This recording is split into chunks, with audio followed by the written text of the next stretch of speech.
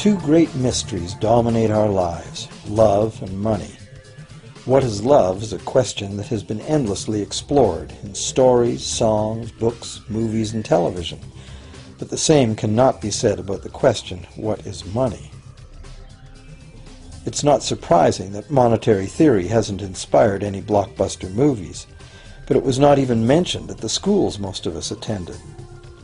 For most of us, the question, where does money come from, brings to mind a picture of the mint printing bills and stamping coins. Money, most of us believe, is created by the government. It's true, but only to a point. Those metal and paper symbols of value we usually think of as money are indeed produced by an agency of the federal government called the Mint. But the vast majority of money is not created by the Mint. It is created in huge amounts every day by private corporations known as banks. Most of us believe that banks lend out money that has been entrusted to them by depositors. Easy to picture, but not the truth.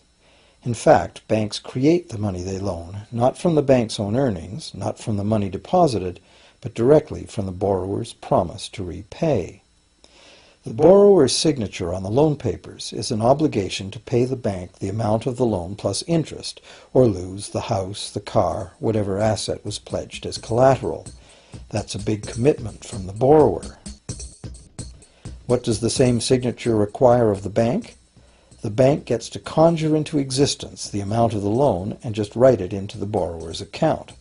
Sound far-fetched? Surely that can't be true. But it is.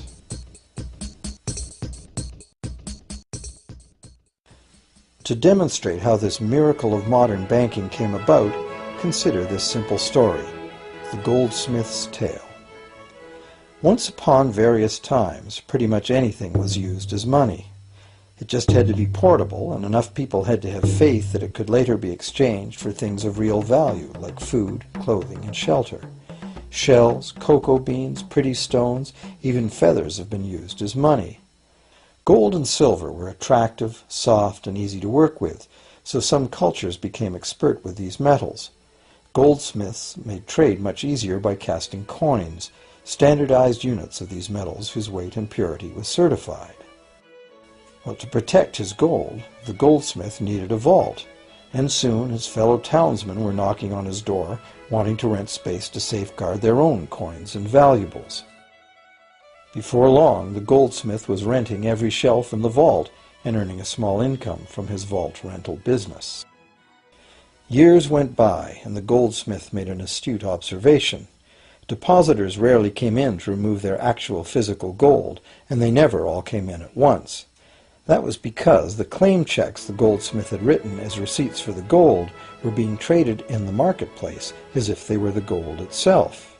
This paper money was far more convenient than heavy coins, and amounts could simply be written instead of laboriously counted one by one for each transaction. Meanwhile, the goldsmith had another business. He lent out his gold, charging interest. Well, as convenient claim check money came into acceptance, borrowers began asking for their loans in the form of these claim checks instead of the actual metal. As industry expanded, more and more people asked the goldsmith for loans. This gave the goldsmith an even better idea. He knew that very few of his depositors ever removed their actual gold, so the goldsmith figured he could easily get away with lending out claim checks against his depositors' gold, in addition to his own.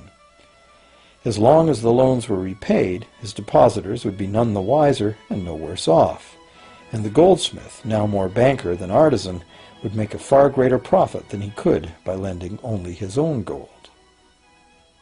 For years, the goldsmith secretly enjoyed a good income from the interest earned on everybody else's deposits.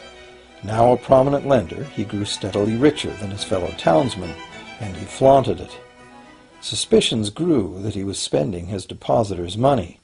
His depositors got together and threatened withdrawal of their gold if the goldsmith didn't come clean about his newfound wealth. Contrary to what one might expect, this did not turn out to be a disaster for the goldsmith. Despite the duplicity inherent in his scheme, his idea did work. The depositors had not lost anything. Their gold was all safe in the goldsmith's vault. Well, rather than taking back their gold, the depositors demanded that the goldsmith, now their banker, cut them in by paying them a share of the interest.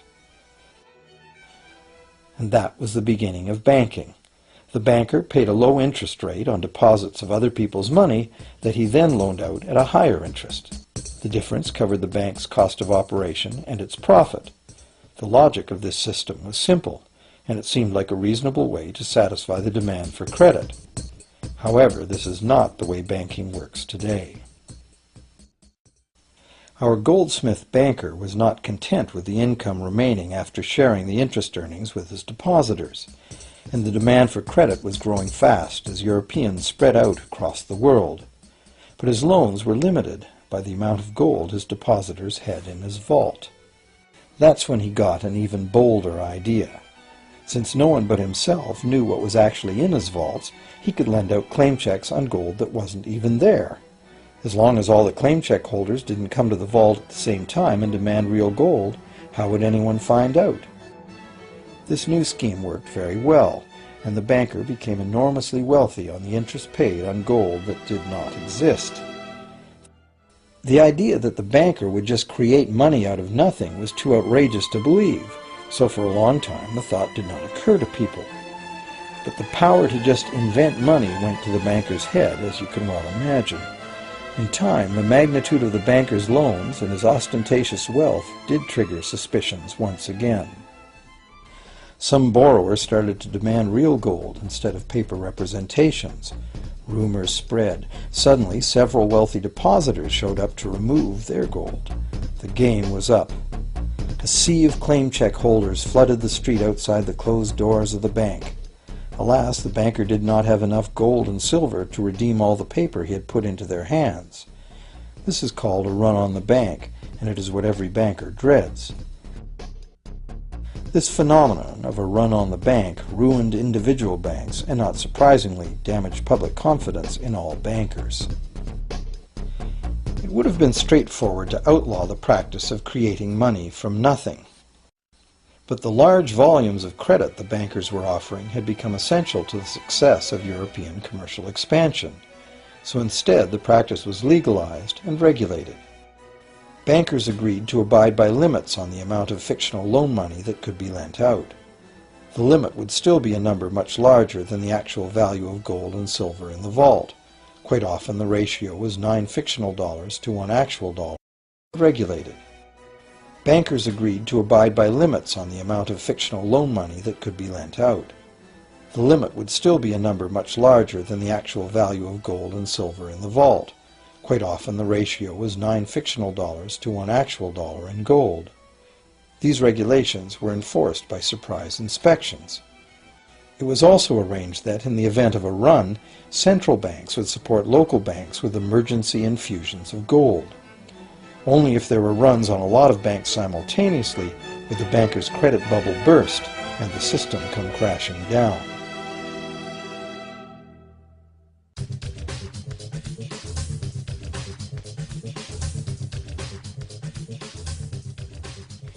Over the years, the fractional reserve system and its integrated network of banks backed by a central bank has become the dominant money system of the world.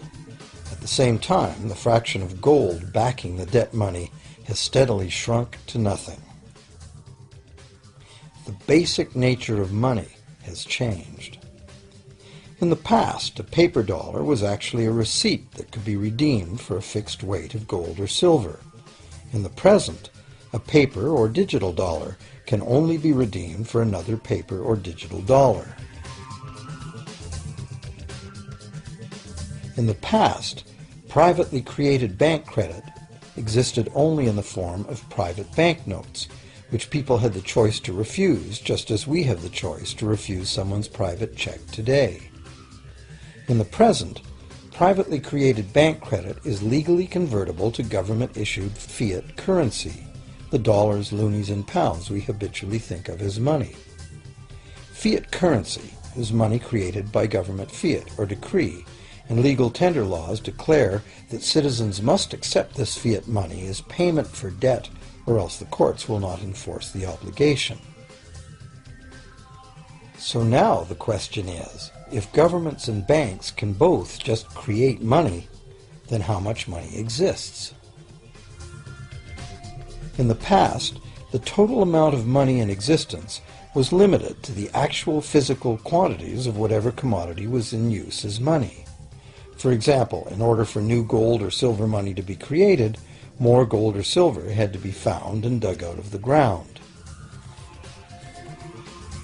In the present, money is literally created as debt.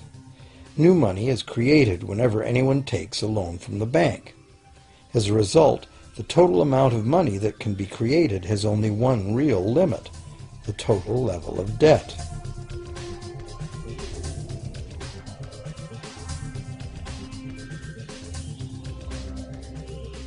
Governments place an additional statutory limit on the creation of new money by enforcing rules known as fractional reserve requirements.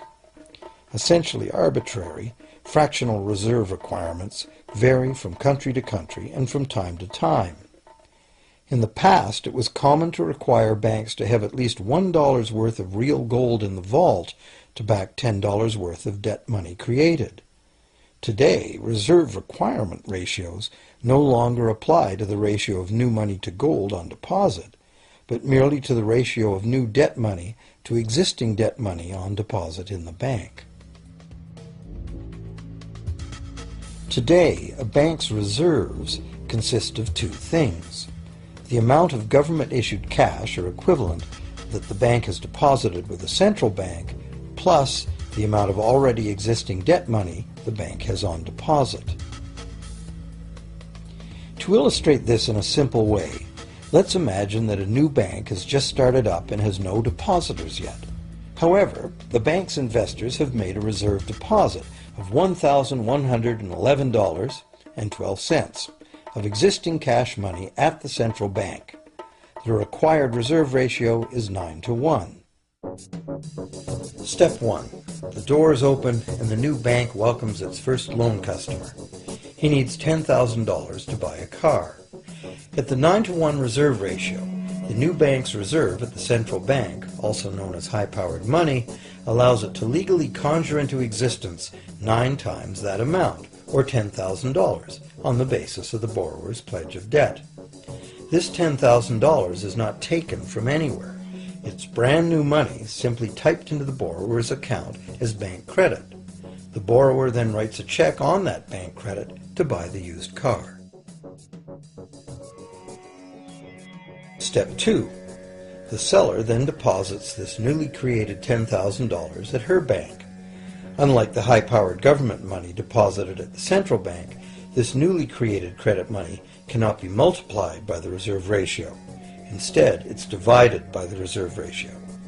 At a ratio of 9-to-1, a new loan of $9,000 can be created on the basis of the $10,000 deposit. Step 3. If that $9,000 is then deposited by a third party at the same bank that created it or at a different one, it becomes the legal basis for a third issue of bank credit, this time for the amount of $8,100. Like one of those Russian dolls, where each layer contains a slightly smaller doll inside, each new deposit contains the potential for a slightly smaller loan in an infinitely decreasing series.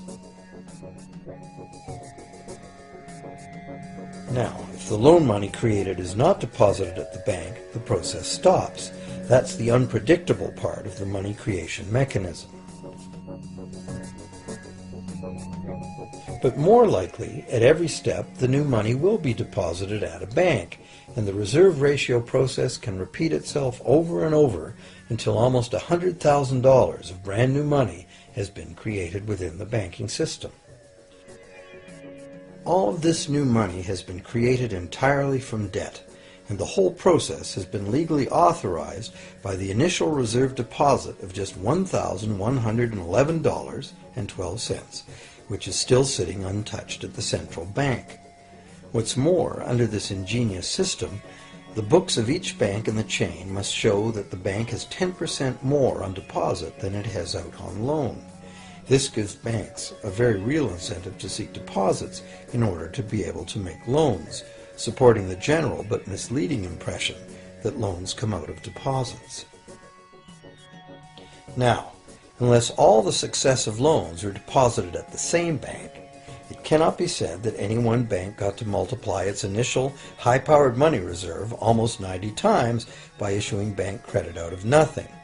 However, the banking system is a closed loop. Bank credit created at one bank becomes a deposit in another, and vice versa.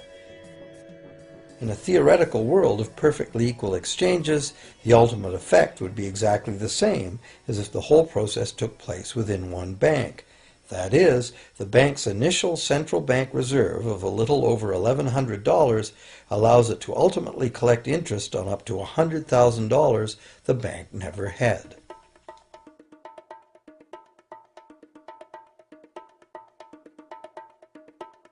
If that sounds ridiculous, try this. In recent decades, as a result of steady lobbying by the banks, the requirements to make a reserve deposit at the nation's central bank have all but disappeared in some countries, and actual reserve ratios can be much higher than 9-to-1. For some types of accounts, 20-to-1 and 30-to-1 ratios are common. And even more recently, by using loan fees to raise the required reserve from the borrower, banks have now found a way to circumvent reserve requirement limitations entirely. So, while the rules are complex, the common sense reality is actually quite simple. Banks can create as much money as we can borrow.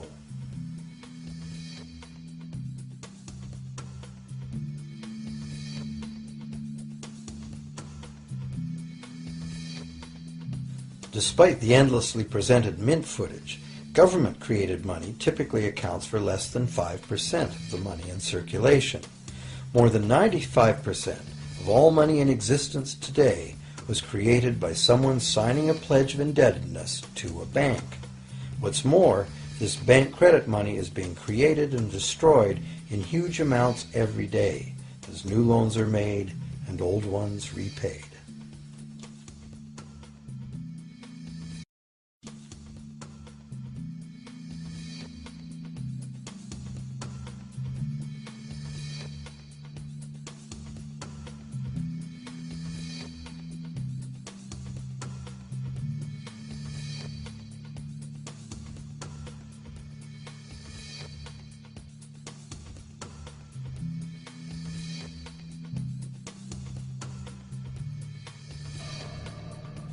Banks can only practice this money system with the active cooperation of government.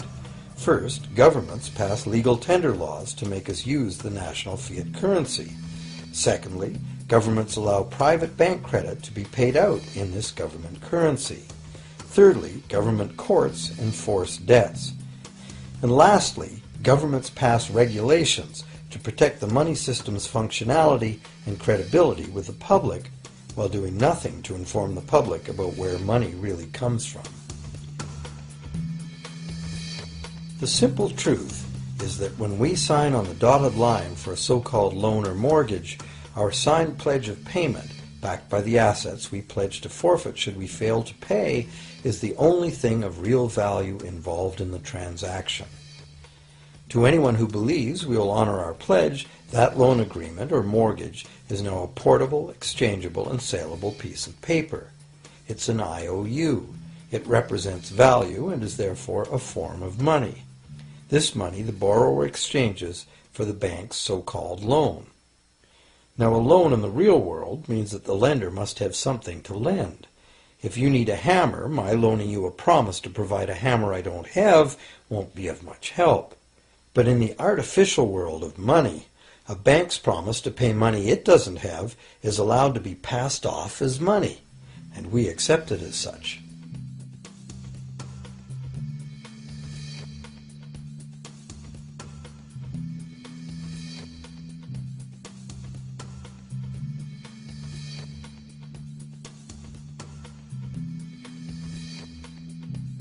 Once the borrower signs the pledge of debt, the bank then balances the transaction by creating, with a few keystrokes on a computer, a matching debt of the bank to the borrower. From the borrower's point of view, this becomes loan money in his or her account, and because the government allows this debt of the bank to the borrower to be converted to government fiat currency, everyone has to accept it as money. Again, the basic truth is very simple. Without the document the borrower signed, the banker would have nothing to lend. Have you ever wondered how everyone, governments, corporations, small businesses, families, can all be in debt at the same time and for such astronomical amounts? Have you ever questioned how there can be that much money out there to lend? Now you know. There isn't. Banks do not lend money. They simply create it from debt. And as debt is potentially unlimited, so is the supply of money. And as it turns out, the opposite situation is also true. Isn't it astounding that despite the incredible wealth of resources, innovation, and productivity that surrounds us, almost all of us, from governments to companies to individuals, are heavily in debt to bankers? If only people would stop and think, how can that be? How can it be that the people who actually produce all the real wealth in the world are in debt to those who merely lend out the money that represents the wealth?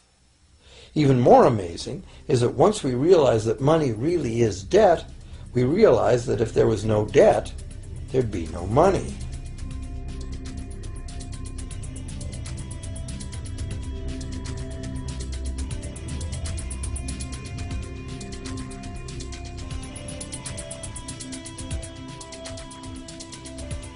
If this is news to you, you are not alone. Most people imagine that if all debts were paid off, the state of the economy would improve. It's certainly true on an individual level. Just as we have more money to spend when our loan payments are finished, we think that if everyone were out of debt, there would be more money to spend in general. But the truth is the exact opposite. There would be no money at all. There it is. We are totally dependent on continually renewed bank credit for there to be any money in existence. No loans, no money, which is what happened during the Great Depression. The money supply shrank drastically as the supply of loans dried up.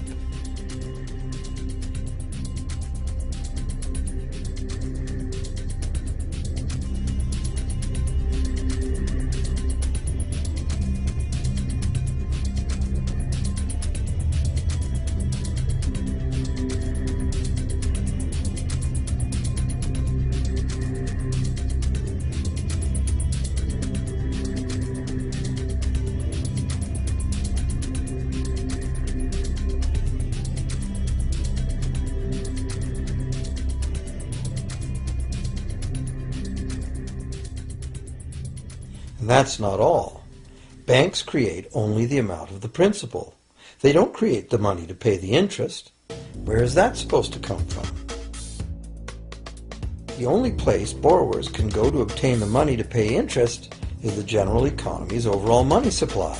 But almost all that overall money supply has been created exactly the same way, as bank credit that has to be paid back with more than was created. So everywhere there are other borrowers in the same situation, frantically trying to obtain the money they need to pay back both principal and interest from a total money pool which contains only principal. It is clearly impossible for everyone to pay back the principal plus interest because the interest money doesn't exist. This can even be expressed by a simple mathematical formula. The big problem here is that for long-term loans, such as mortgages and government debt, the total interest far exceeds the principal. So unless a lot of extra money is created to pay the interest, it means a very high proportion of foreclosures and a non-functioning economy. To maintain a functional society, the rate of foreclosure needs to be low. And so, to accomplish this, more and more new debt money has to be created to satisfy today's demands for money to service the previous debt. But of course, this just makes the total debt bigger, and that means more interest must ultimately be paid, resulting in an ever-escalating and inescapable spiral of mounting indebtedness.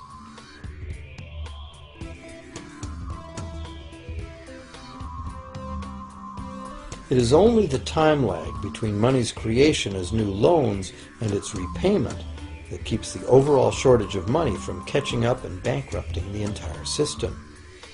However, as the bank's insatiable credit monster gets bigger and bigger, the need to create more and more debt money to feed it becomes increasingly urgent.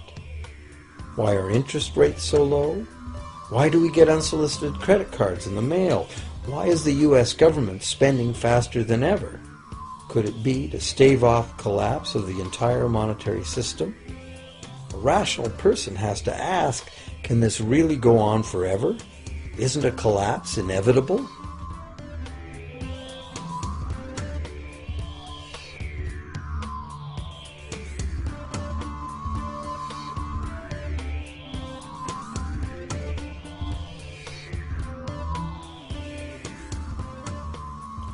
Money facilitates production and trade.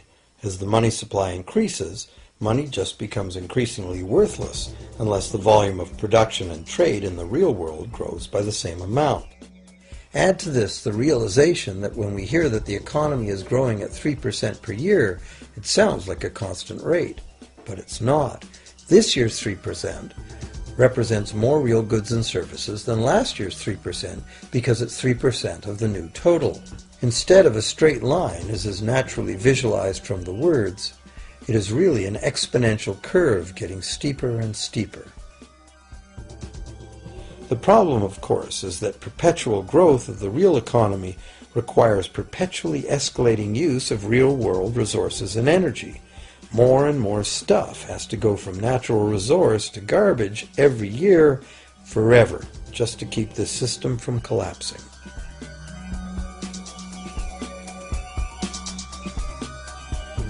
What can we do about this downright scary situation? For one thing, we need a very different concept of money. It's time more people ask themselves and their governments 4 simple questions. Around the world, governments borrow money at interest from private banks. Government debt is a major component of total debt, and servicing that debt takes a big chunk of our taxes. Now we know that banks simply create the money they lend, and that governments have given them permission to do this. So the first question is, why do governments choose to borrow money from private banks at interest when government could create all the interest-free money it needs itself?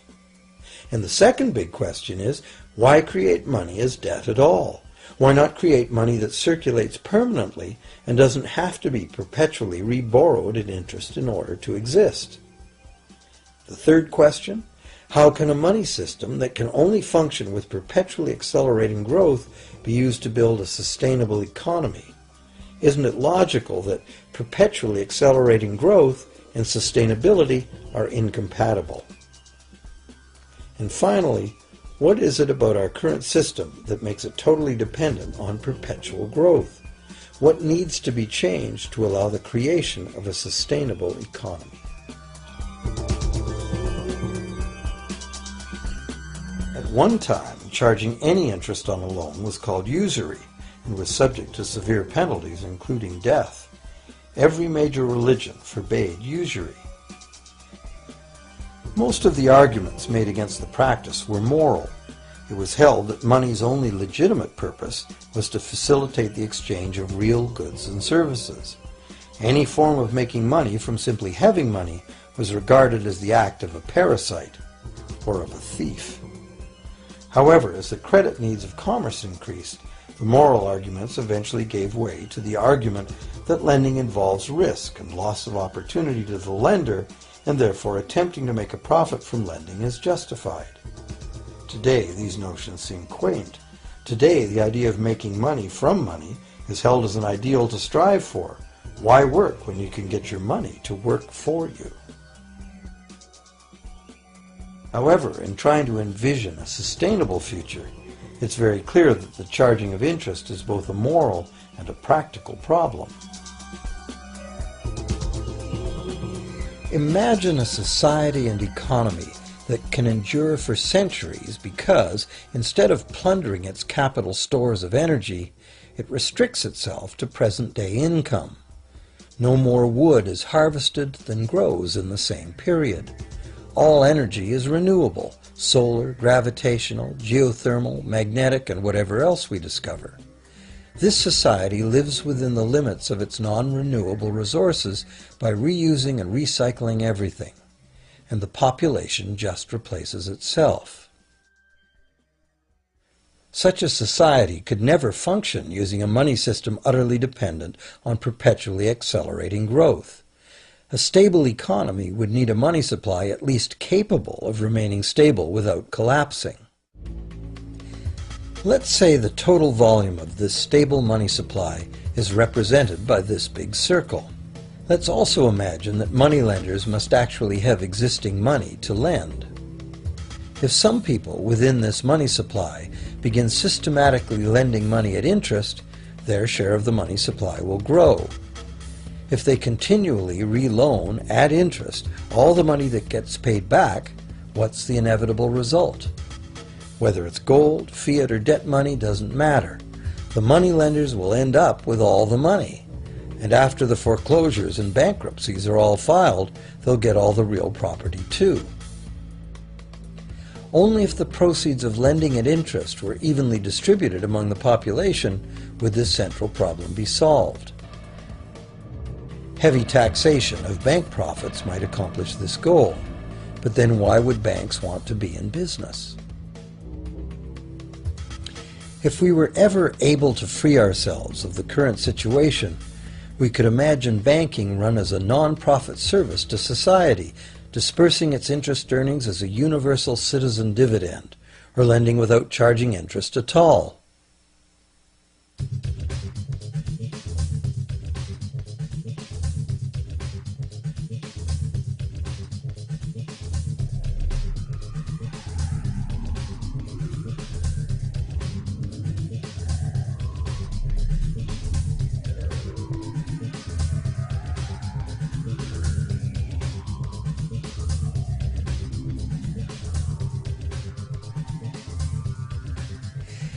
If it is the fundamental nature of the system that causes the problems, tinkering with the system cannot ever solve those problems.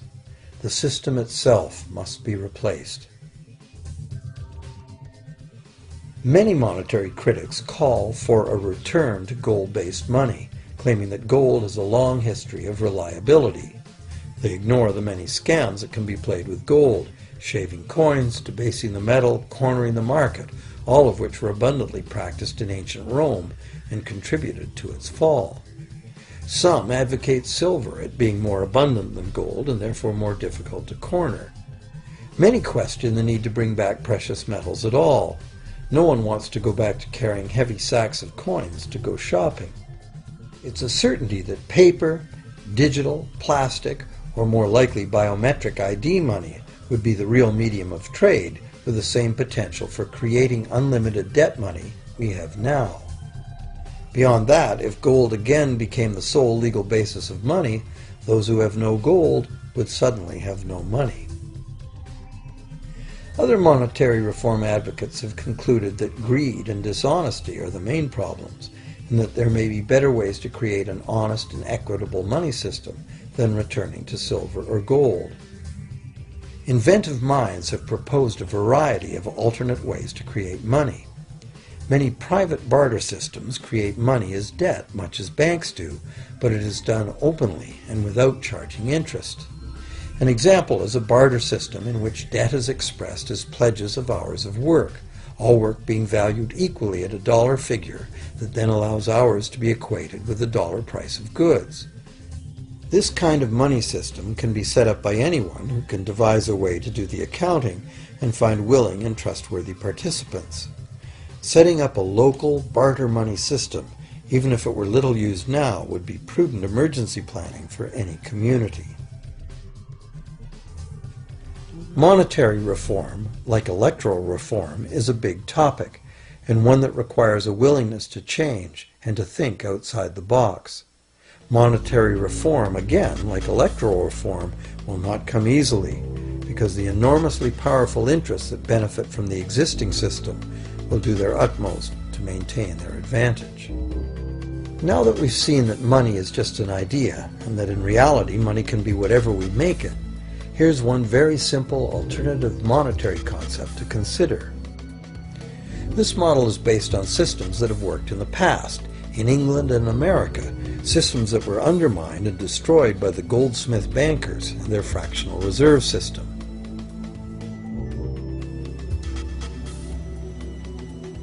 To create an economy based on permanent interest-free money, money could simply be created and spent into the economy by the government, preferably on long-lasting infrastructure that facilitates the economy, such as roads, railroads, bridges, harbors, and public markets.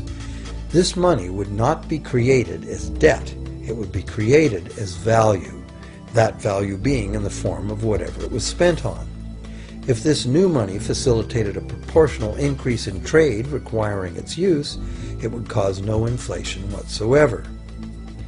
If government spending did cause inflation, there would be two courses of action available. Inflation is equivalent in effect to a flat tax on money.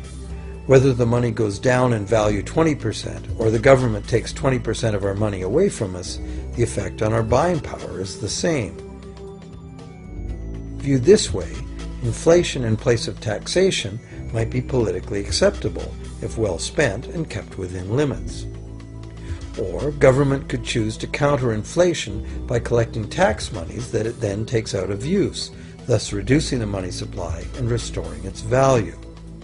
To control deflation, which is the phenomenon of falling wages and prices, the government would simply spend more money into existence value. To control deflation, which is the phenomenon of falling wages and prices, the government would simply spend more money into existence.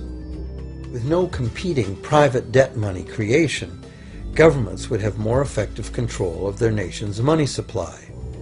The public would know whom to blame if things went wrong. Governments would rise and fall on their ability to preserve the value of money. Government would operate primarily on taxes, as it does now, but tax money would go much, much further, as none of it would be required to pay interest to private bankers. There could be no national debt if the federal government simply created the money it needed. Our perpetual collective servitude to the banks through interest payments on government debt would be impossible.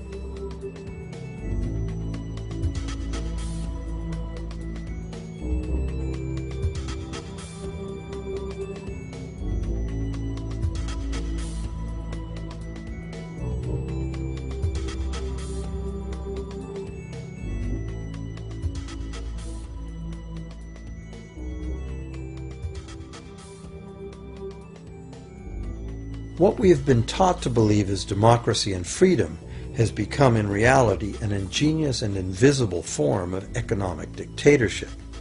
As long as our entire society remains utterly dependent on bank credit for its supply of money, bankers will be in the position to make the decisions on who gets the money they need and who doesn't.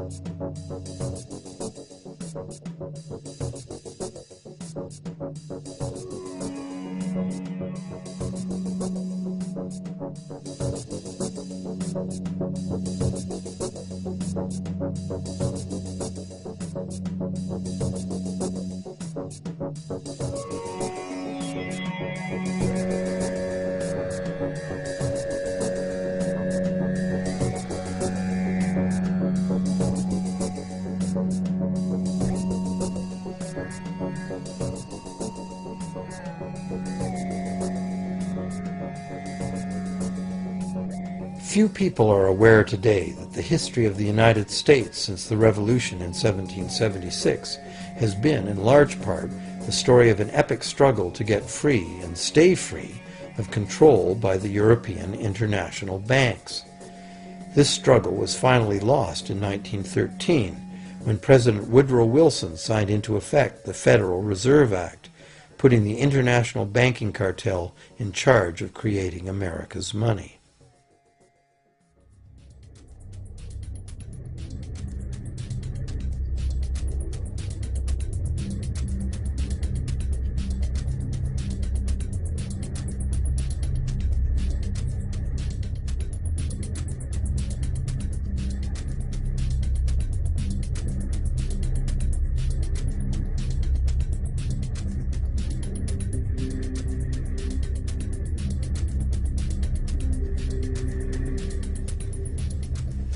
The power of this system is deeply ingrained. So is the educational and media silence on the subject. Years ago, a Canadian Deputy Prime Minister surveyed scores of non-economists, both highly educated professionals and common-sense people on the street, and found that not one of them had an accurate understanding of how money is created. In fact, it's probably safe to say that most people, including the frontline employees of banks, have never given the matter a moment's thought. Have you?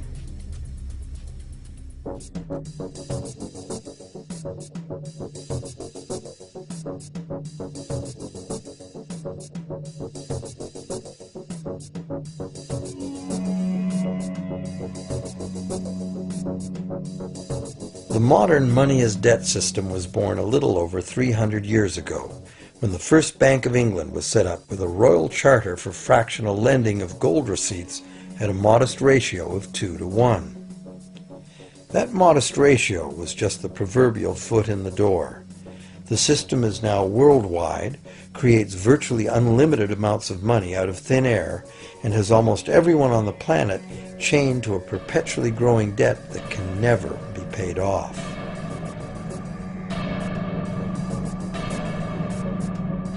Could it have all happened by accident? Or is it a conspiracy? Obviously, something very big is at stake here.